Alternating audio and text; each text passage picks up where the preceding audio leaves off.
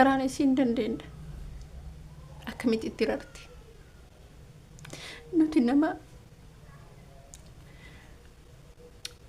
السلام عليكم ورحمة الله وبركاته. كم جبتوا جزء كبجمتوا مناتو فيديو كي لايك ولا شير ولا يا دكي سنة اللي بسالني سنين جدا أمي إسنين تمان تدعما أنا تدودا كدعامي واني نتدعامي دوبرتين هم فيتس جبدو تاتو جمتو ستادو فوته نمدو فون إسيدتي قاف أكافا فوته إترارجت فندرت إنجا جود nuti bari uffatumatu deema garaan kenna nuti garaa raafna hamma kenna namni gara laafuun jiru hamma kenna namni gara laafuun jiru hin dadhabde gaggabdee koftee jechuudha viidiyoos kana yoo argitan taate maaliif wallahi iddoo takkasitti ulfaata akkamitti harka kiyya kanaan itti rareetta yeroo namni tokko dubartiin irra guddaan isii maatii isii keessallee gaafa waa du'an firuutan keessa hiriyoota keessa hin amannu dafne harkan kenninu dafne bakka maaliif waan garaan kenna laafnuuf waan gara laafnuuf dhiirri dhuguma jabduudha dubartiin gara laafettiidha waa hunda keessattuu wanni isii miidhu wanni hojii irrattis mallaqa isii irrattis jireenya isii irrattis wanni isii miidhu gara laafummaa isiiti gara laafummaan amma otoo dhiira ta'e otoo dhiiruma waggaa 10 yookiin waggaa 7 ta'e dubartii kanarra jabina qaba fuudhetti akaafaa san biyya san itti darba malee irraa gaggabeen jedhu hammana dubartiin gara laafettiidha hammana dubartiin dhugaa baay'ee gara laafti otoo isinis ta'e keessattuu dubartoonni otoo isinis ta'e karaan kenna kanuma jechuudha hin dandeenyu giddiidha malee kennuu hin dandeenyu garuu dhiirri dhugumatti jabduudha dhiirri qabriitti illee ni kolfiti maaliif jedhan beeytu jabinna isaanii agarsiisan jabaadha jechuudha angaaf akkaafaa kana isheen ol fuutee reeffa sanarratti darbuuf gaafa deemtu hin dadhabde maaliif dadhabde nuti kamittu waan fedhe abashaa ta'e faranjii ta'e ummata gurraacha afrikaa ta'e guutumattuu dubartoonni hundumtuu nama awwaaluu hin dandeettu akkuma dubartiin azaana hin dandeenye namas awwaaluu hin dandeettu sababiin isii garaa laafetti waan taateef nuti garaa laafna namni akka keenyaa garaa laafu gonkumaa hin jiru lafa kanarratti wanni akka dubartii garaa laafu hin jiru garaa laafutu nama awwaalcha wanni isii dhoogge kana jechuudha garaa laafutu namatti jabaachuu ka isii dhoogge ka qabeenyi isii badu ka wanti hundi isii badu maa inni garaa laafummaa isiiti garaa laafti nuti garaa laafna dhugumatti garaa laafna jechuudha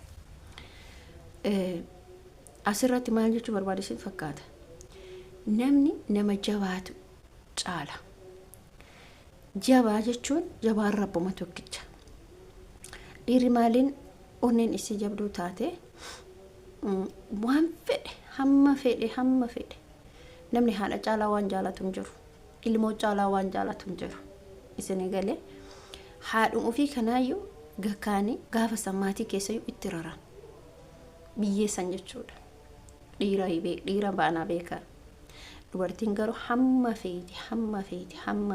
feeti yoo taate wantoota akkasii godhuu hin dandeettu yeroo san isii miira addaatu itti dhagama akkamitti harka kiyya kanaan fuudhee akkana godhaa jettee dubartiin dhiirri garuu dhugumatti dhiira jabduudha wallaahi dhiira jabduudha gakkeettee galtii baritti rartee keefantee amma dubartoonni diinii rabbii qaban quraan qomni isaanii quraana injiran warroonni reeffa dhiqan dubartoota keessallee jabduudha reeffa dhiquun dubartiin baay'ee jabduudha cimtuudha jechuudha akkasi duraan abbaa duraan baadiyyaa keessatti dhiiratu dhiqana fakkaata amma garuu baadiyyaa keessatti illee reeffa ka dhiqu ka dubartoota dubartiidha ka dheeraa dubartiinis jabduun ima jirti garuu waan birallee gootu reeffallee dhiqtu awwaalcha dandeettu hamma fedhe abadan dubartiin awwaalcha hin dandeettu jechuudha. Mucaa kanarraa arge jechuudha. Takka dubartii fakkeenya warroonni amantaa kiristaanaa yeroo namni taabota hin deeman garuu isaan itti raran warra dhiiraa na fakkaata argeellee hin beeku.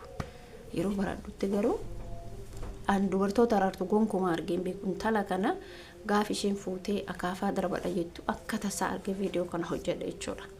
Garaagarummaan dhiiratii fi dubartii kana jechuudha. Garuu addunyaan tun hamma gabaabduu taate ilaala. Intalli kun wanni bakka san dhayiiteef nama jaalatu dhabde. Takki abbaa ta'a, takki haadha ta'a. Garuu hin dadhabde. Hamma dirasii onneen keenya laafessa. Onneen keenya dadhabaa hamma dirasii gahee jechuudha. Kanaaf obboleeyyan kiyya waa hunduma keessattuu jabaachuun baay'ee barbaachisaadha. Jabinni nuuf faayidaadha. Laafinni nuuf miidhaadha. Kana qabadha. Jechi tokko gaaf viidiyoon tokko hojjetamee gadi dhiifamu eenyumaa gaafa ta'e siif barumsa ta'a. Yookiin viidiyoo san keessaa takka lama fudhatta barumsa siif ta'a. Gaafa garaa jabaatte gaafa mee amma jechuudha waan isin gaafadha. Amma jechuudha waan isin gaafadha. Maal isin gaafadha isinitti fakkaate? Otoo hamma mallayni shamarranii nyaatamu mallayni dhiiraa nyaatama tuni gaafitii. Maalinire ka dhiirallee ka nyaatamu taree hin jira keessa. Garuu irra guddinni eenyunni shamarrantu nyaatama jira lafa kanarratti. Sarahaa yoo dhugaa dubbanne shamarran sirriitti nyaatamaa jirti. Shamarran sirriitti qurqamaa jirti. Kana maaltu fide? Gara laafummaa kennatu fide. Dhiira fi ama fakkeenya dhiira biyya Arabaa ta'e nuti biyya Arabaa ta'e tokko jabduutu lafa qaba. Jabduun maatiin takki maatii isiiti fixaa takki maaltu dhiira jabduutu dubartii jabduutu lafa takka qaba yookiin mana takka qaba.